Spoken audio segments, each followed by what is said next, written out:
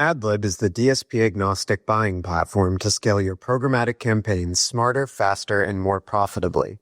AdLib helps independent agencies and marketers deliver premium programmatic performance without the complexity, cost, or overhead of traditional DSPs. Their platform provides the tools, data, and automation to run enterprise-quality campaigns, from CTV and audio to geofencing and YouTube, all under one roof with zero trafficking headaches. Plus, they're not just a platform, they're your growth partner.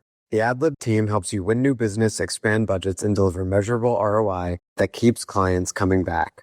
It's time to unlock programmatic. Join leading marketers worldwide who are using AdLib to deliver more campaigns with better results. Check out getadlib.com.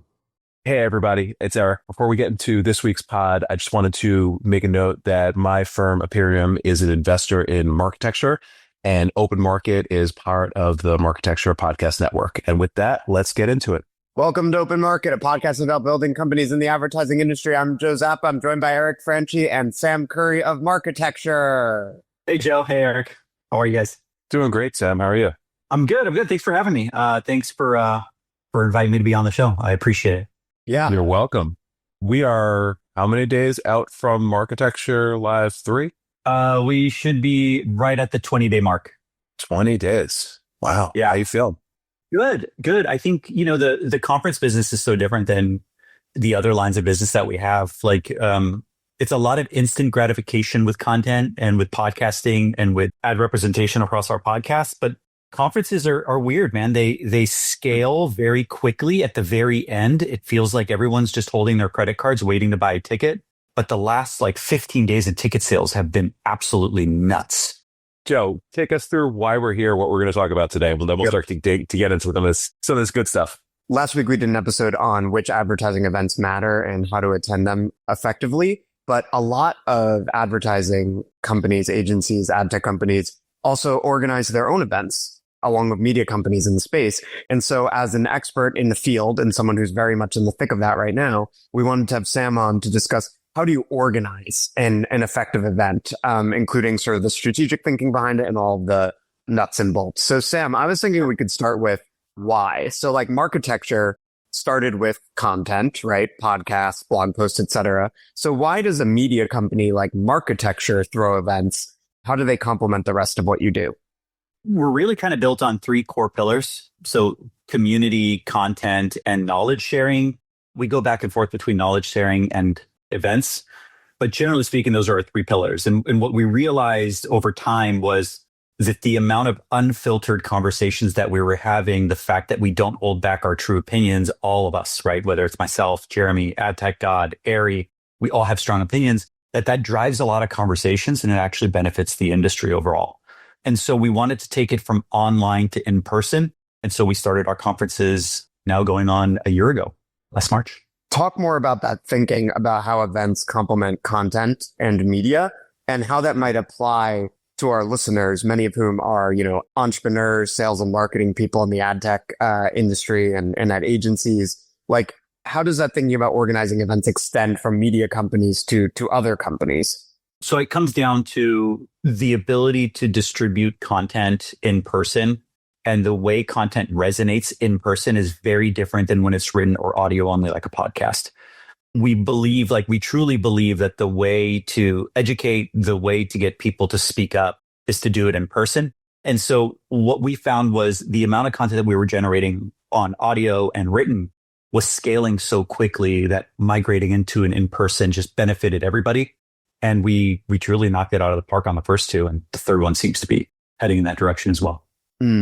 I think it's also about community and which you mentioned in your opening, and how an in-person event sort of crystallizes the community around a media operation, right? Because I think if you think about any company, sort of the holy grail nowadays with modern distribution channels is the ability to become known for a very specific thing, right? POV plus niche. So something specific in our case within the advertising industry.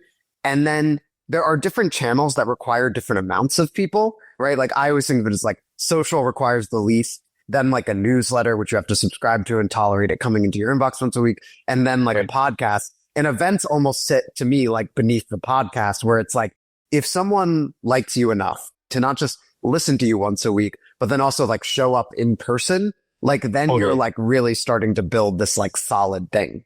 So you touch up on something. So the podcast, the newsletters, the followers, they're all audience that loves and likes the content that we create.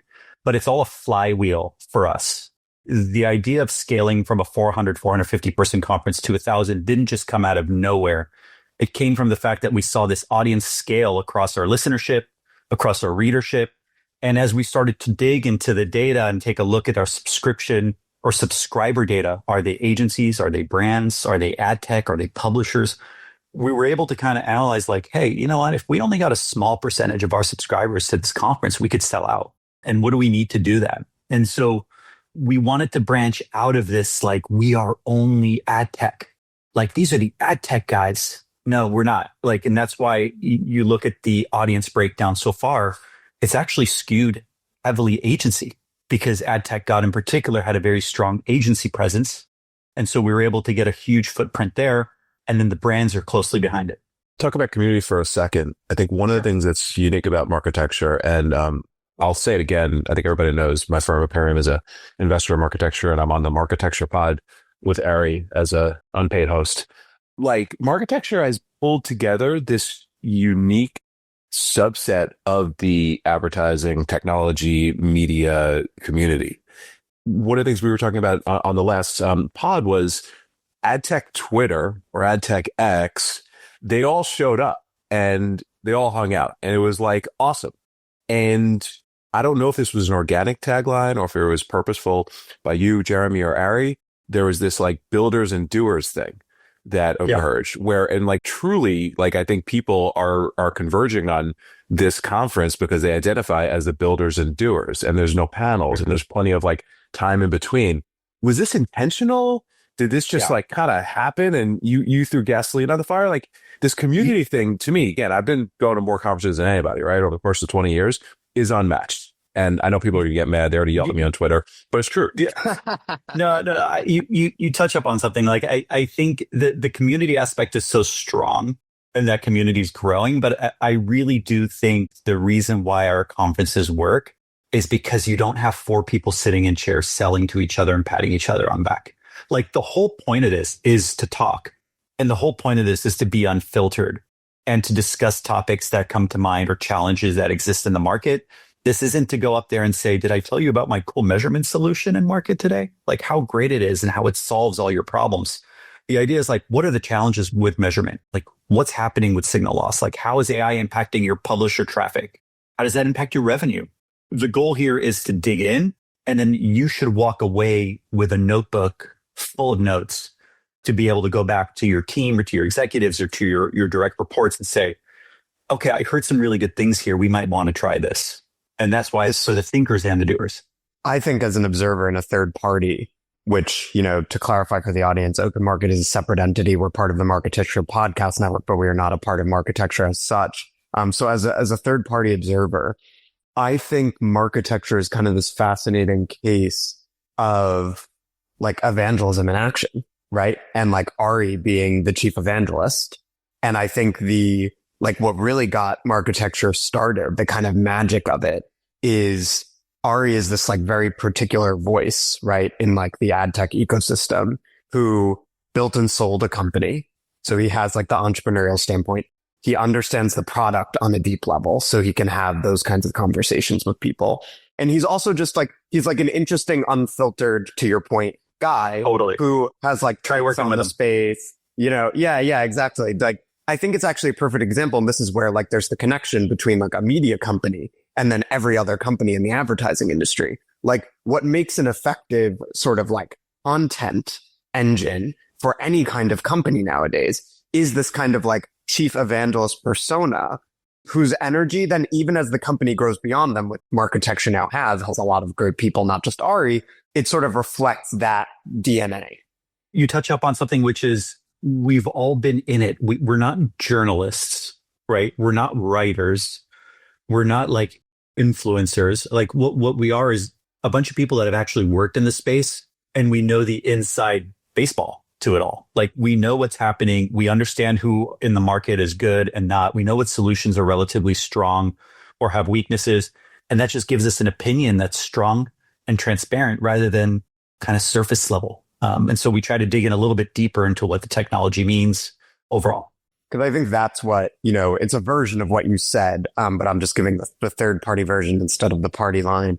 I think it's like what distinguishes Marketecture, I think, from the other media companies and why it's quickly become so important in the space is that combination of technical first party expertise and the unfiltered RE takes on things, which extend to other people in the community. Totally.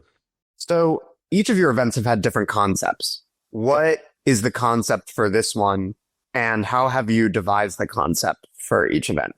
So we came up with it in a Slack message, which is half of our work is done here. So the idea is consumers in control. When you look back and you guys will see, we have a pretty incredible opening video for the conference. When you look at the pattern of advertising, who previously had control, it kind of started in this age of broadcast world, right? The consumer had no control. The consumer turned on the TV. They couldn't flip anywhere. The ad was served. When they drove down the street, the billboard was static. It didn't change. You were basically in a broadcast world. And then we kind of transitioned into this era of personalization and multi-screening, which created an increased amount of data points and better personalization. And now we're entering a new era, is how we view it. And that era is where consumers are in control. They've basically stopped going to search engines as much as they used to. They've moved to LLMs. Publisher traffic is diminishing. They've gone to various AI solutions in market. And the consumer is basically taking back that control. And what does that mean for publishers and how they monetize, agencies and brands and how they spend their dollars? And so we wanted to address this very aggressive and quick change in how to get consumers who are in control back into the scopes of your targeting, your budget allocation, et cetera. I have to tease you a little bit about it. I think there are two ways to interpret consumers in control. And one I completely agree with. In fact, it's part of my core shtick, which is we're living through this era of media that's about the shift from institutions to individuals, right? And you were just talking about that. That's it's Ezra Klein, not the New York Times, right? It's Trump, not the Republican Party. It's Timothy Chalamet. It's not Warner Brothers. And I think that is a very important trend that you guys are touching on. The other sort of advertising verbiage around consumers in control is what we lived through for 5 to 6 years through AI, which is all of the privacy conversation. And the number of ad tech startups that were we're going to give consumers control over their data and all that, which I think Ari is one person who's been out there making fun of that for years. It just, it never works in the end. And so, yeah, when I first saw consumers in control, that's what I thought of because I'm just used to that ad tech message. And I was oh my God, the consumers, they don't actually want control over that. They don't want to pay for anything. But yeah, broadly, I think the institutions and individuals trend is right on. Let's talk about the business of building a conference and what goes into it. Sure. Yeah. Joe, where do we start? Do you start with how do you come up with this concept, whether it's Marketecture Live generally or now these themes of consumer in control? What's the best way to cut this, Joe? Well, I guess if you were thinking about an ad tech company or an agency that was doing their event, I guess we touched on the sort of foundation of it, which is you don't want to just do an event from scratch, I think. I think you want to ideally have a content engine probably tied to a chief evangelist, and you're already starting to create something of a community around your brand, right? That is what I think you guys at Marketecture did so well. And that is something that other companies can emulate. Once you sort of have a content engine and a community around your brand, then I think you can come up with a concept, which we were just touching on, that people are going to want to get involved in and show up to discuss. And then you got to start thinking about some of the nuts and bolts, right, Sam, which you can tell us all about, which is how big is this thing going to be? How many people do we want to attend? How are we going to get them in the door and whatever? So talk a little bit about the scope. There's a lot there. We probably need a 4-hour podcast if I went through the whole thing. I will start with interest is where it starts. So interest in terms of the fact that we have such a pulse on the industry is where we gauge what direction the content is going into. the age of outcomes, thanks for coining that, Joe. The age of outcomes came to fruition because of the fact that the industry overall was starting to discuss outcomes more and more and more.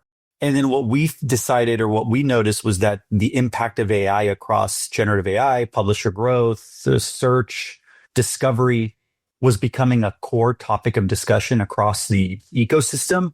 And so we decided that that was the path there. Now, when it comes to the content that we have planned for the conference, everything revolves around that core message, which is consumers in control.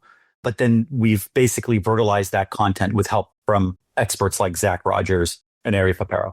And then just getting down to the practicalities. So like this event is your biggest ever, right? How did you Our biggest. adjust the scope over time? Like you generated the interest, you had a concept, you had a community that you knew would show up, but you don't know how many people are going to show up and how to sort of figure out those logistics. So how have you thought through that? We took a look at our first two conferences, which sold out and had people on a wait list. We saw the amount of positive feedback that we received in terms of the content that we have. We took a look at our audience, subscriber growth, podcast listening growth, and basically realized that we were still only tapping a small percentage of our potential audience to attend. And that if we had the right messaging, the right promotions, the right marketing in place, that if we had just a slightly larger percentage of attendees versus our audience numbers, that we could fill a room with 1,000 people. The industry overall felt lacking. And I don't say this to talk poorly of other conferences, but the number of panels and events that are happening at conferences was really high. And people felt like they were constantly being sold to. And so we leaned into that with our first two conferences, and the feedback was overwhelmingly positive. That, wow, I actually walked out with notes and I didn't feel like 3 people or 15 people were trying to sell me their ad tech solution. And so we decided, like, let's just double the days and let's double the capacity. And we think that if we do this right, we will fill the room. And so far, so good. Part of doing a bigger event is getting bigger and bigger names, right? And you mentioned like you guys are known for getting like the sort of vanguard of the ad tech community involved, but you also wanted to expand beyond that. And so you gotta go out and get like Shakira or whatever. So how did you get Shakira? What does she cost?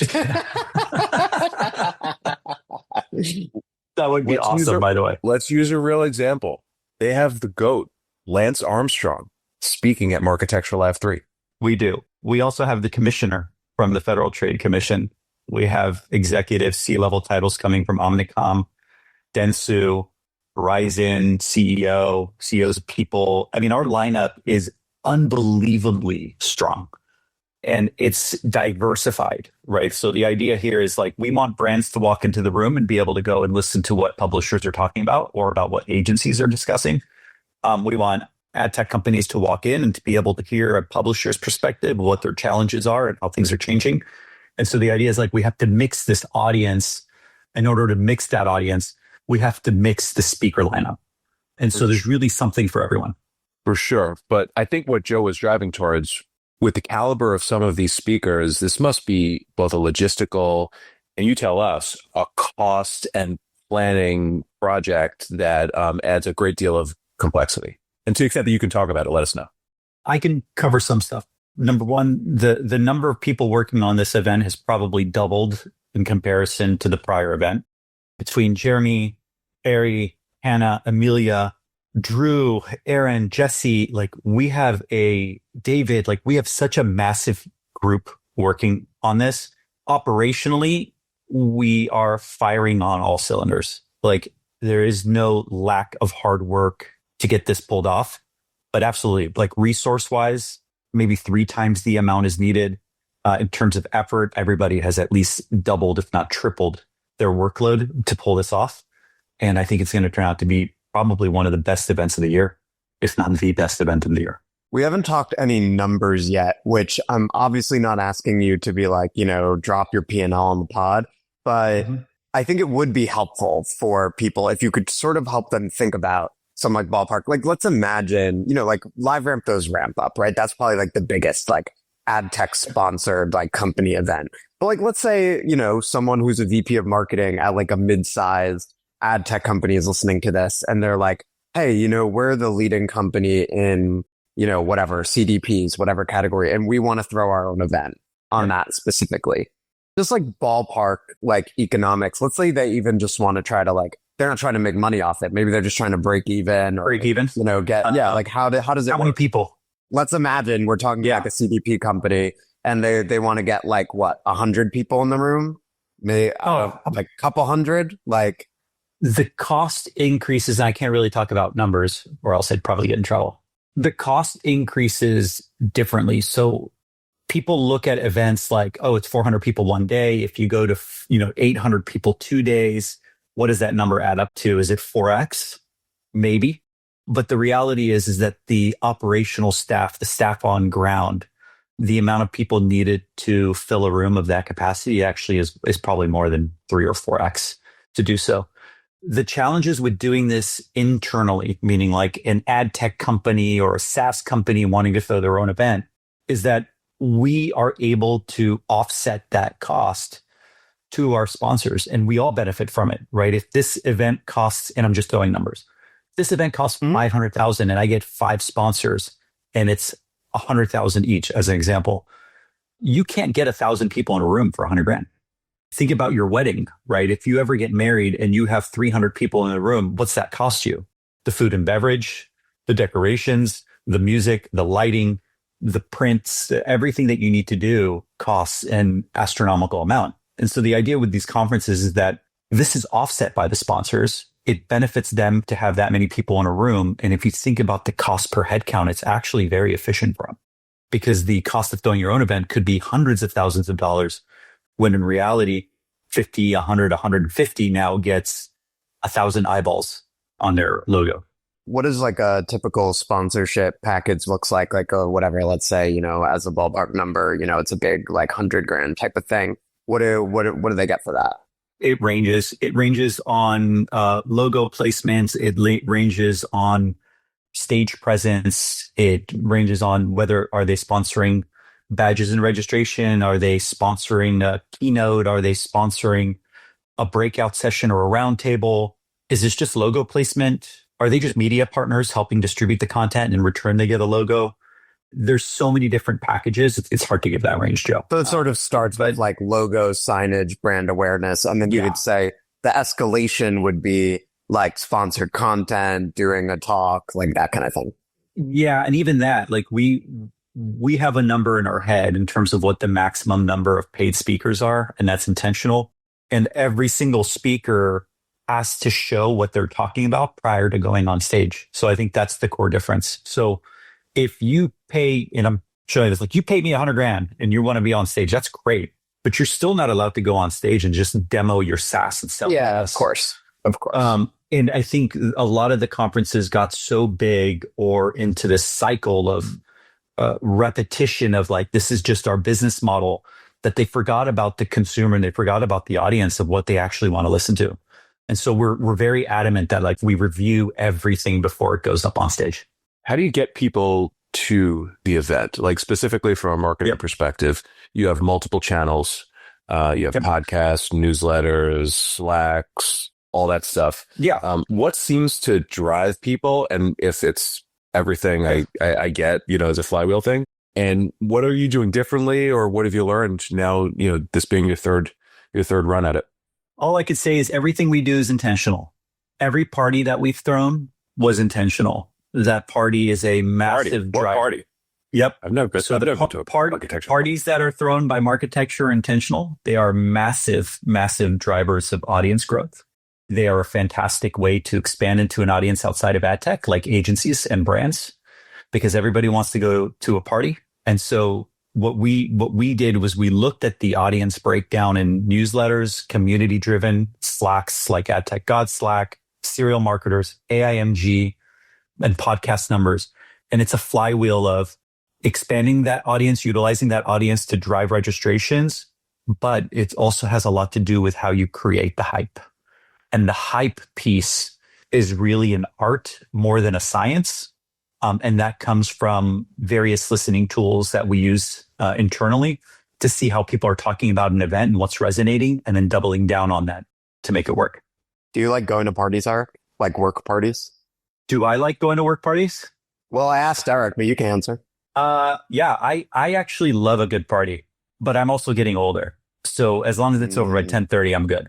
But I enjoy a good event, a good networking event that's not totally stiff. There should be the right atmosphere. I'm not much of a party guy, Joe, as you know. That might be the source of the question. But for companies and people that I want to support, I'm there. Yeah, no, like I'll go, but I don't like relish a work party. I'm not like, this is like, I feel like Eric and I've talked about this many times. There are like two different kinds of people with events. There are people who are like, I'm here for my meetings, and you're like a nerd in the corner, just like taking your meetings. And then there are people like who are glad handing, and they're like walking around, and like they're like the blow up doll outside a car dealership, just like making friends with everyone. It takes all kinds, and there's plenty of those folks in this industry. I think it's just like, it's been an incredible experience overall to learn what works. And I think like the biggest thing that's underestimated is how strong the amplification is from the network itself. Like if you have a good reputation for a good conference, it's actually an incredibly high percentage of returned registration. So people come back for the second and the third. And what we've learned is like, we now have like regulars, like people who we know for a fact will be there. This happened just the other day. I spoke to one of the brands and he's like, yeah, looking forward to it. I'm like, I'm not seeing your name is registered. He's like, oh, I didn't realize that. Yeah, let me register now. And it's because in their own head, they're already there. They don't even They're part of the community. Yeah, they're part of the community. Yeah, so I think the amplification of that community is really strong. And then as you guys can see now on social media, like everybody's starting to post like those, I'll be there, I locked in my seat. And that becomes this like huge FOMO driver where people are like, oh, I want to go. Why is John, my coworker, going and I'm not going? I'm going to go buy a ticket now. And so like it just creates this massive spike of registrations by doing so. What's the most stressful part? Oh man, negotiating with Shakira. Getting Shakira there was tough. Like that was a tough one. And when Ari did his personal rendition of Hips Don't Lie for her team, I was impressed. I was personally.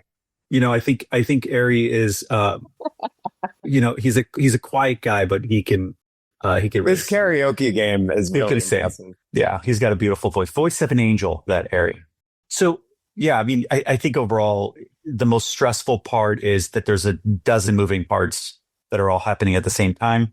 And then I would say leaning into the final 30, 40 days, that's kind of like your make it or break it. We're 3 weeks away. And I can tell you that we are definitely not stressed in terms of filling the room. It is now, we need to pull this off and have a fantastic conference. And I think that's a very different stress. That's more of like, our ducks in a row, our speakers ready? Is our startup lineup ready? Our startup showcase ready? Do we have everybody in place and working in the right way in order to have a fantastic event? Oh man, the startup showcase is set. I know it's ready. I'm ready for it. By the way, that was probably one of my favorite things at Marketecture Lab too. Yeah. For those not familiar, one thing that has started to become a regular piece of the content is a startup showcase that evolved from a showcase of interesting companies to now a full-blown competition with judges and people's choices and awards. It's a ton of fun. It's worth buying the ticket for, in my humble opinion, it's worth buying the ticket for that alone. It's so cool. I agree with you, Eric. I genuinely enjoyed it. Joe, what else we got? That's beautiful. This made me think more critically about, again, if I were an ad tech CEO or an agency CEO or a marketing and sales executive, how would I think about doing an event? And I think what I would tell them is, if I were listening to this and I were like, oh, this sounds like this sounds like it could be great for my brand. It could create more of a community. It could turn the community building around my brand into like more adamant supporters or customers or whatever. What I would do to prepare for this a year out is I would think about the concept I wanted my company to be associated with. And I would think like, we want to be the ultimate, which is not different from like marketing generally, obviously, right? It's like, think about like the concept you want to own and that you want to create a community around. Like TV side, we mention them all the time because they've done this so well. I think like they could do the performance TV. conference, right? And maybe they go, with more research. And maybe they will and should. Maybe we just ideated it right here on the pod. But it's like, they could do that because they have already built a brand around performance TV, and Jason is their RE, right? Jason Fairchild, the CEO, is out there talking about that all the time, doing social content, doing a newsletter, going on other people's pods. Like, I would build like a content engine around an idea. And then once, like the Marketecture guys did, you sort of have energy around that in a community that is building. Then you can look into the practicalities of like, all right, let's take those several thousand people who are in our content web and let's get a few hundred of them in person, right? As a point of departure. Right. So that's what you made me think of. And I think that's valuable for folks. Look, there are benefits for doing in-house events. There's definitely a benefit. I know a few companies do them and they conduct, smaller 100, 150 person events. The problem is that you're still just in the same echo chamber. You're still talking to your same clients. You're talking to people who already know who you are. You're talking to people who you have their email. When you expand beyond that and work with like a third party, and this isn't like a sales pitch, but like when you work with a third party, like a Marketecture or somebody else, remember, you're also reaching an audience that you do not currently touch or talk to.